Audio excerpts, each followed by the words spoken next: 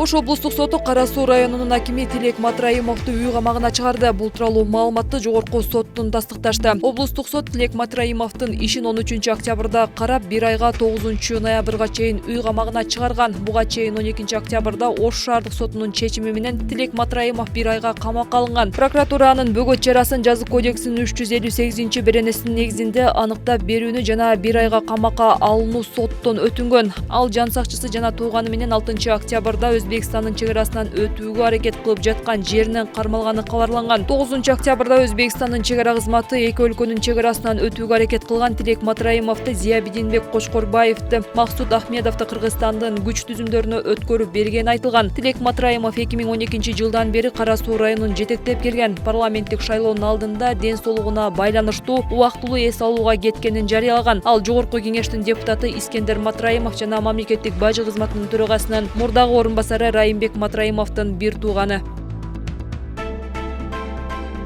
Өкмөттүн Чүй облусундагы өкүлчүлүгүндө жетекчи алмашты. Өкмөттүк аппараттын маалымат кызматы 15-октябрда кабарлагандай, премьер-министр Садыр Жапаровдун буйругу менен облус жетекчиси Алтынбек Намазалиев кызматтан алынды. Анын ордуна Мирбек Мияров тайындалды. Өкмөт бул чечим өлкөнүн кадр потенциалын жаңылоо жана мамлекеттик жарандык кызматка жаңы жаш адистерди тартуу максатында кабыл алынганы айтылды. 36 жаштагы Мияров байланыш тармагында иштеген. Быйылкы парламенттик шайлоого Ордо партиясынын лидери катары катышкан. Намазалиев облус жетекчиси болуп 2019-жылдын июнунан бери иштеп жаткан.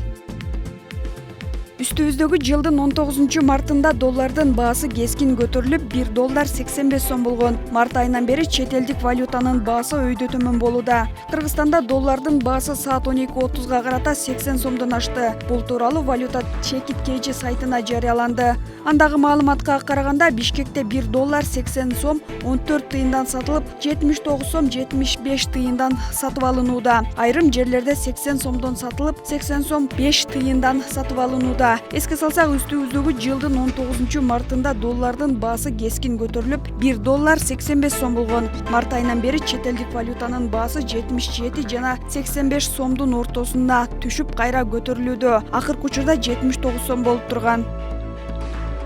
Акыркы жумаларда Ош облусунун Арабан районунда коронавирустун жайылышы кескин күчөдү. Мындан улам райондун кире беришине блокпост коюлду. Эгер эпидемиологиялык кырдаал оорлошо берсе, өзгөчө кырдаал жарыяланышы мүмкүн. Ушул тапта райондук ооруканада 95 бейтап жатат. 24 кишиден коронавирус аныкталса, 71 бейтап пневмонияга чалдыккан. Арабан үй бүлөлүк медицина борборунун жетекчиси Масалбек Мамытов илдеттин жайылып кетишинин себеби Өзбекстанга кирип чыккан адамдар көбөйүүдө. Мындан сырткары той топур, кара аштар тыйылбай жатат деп түшүндүрөт.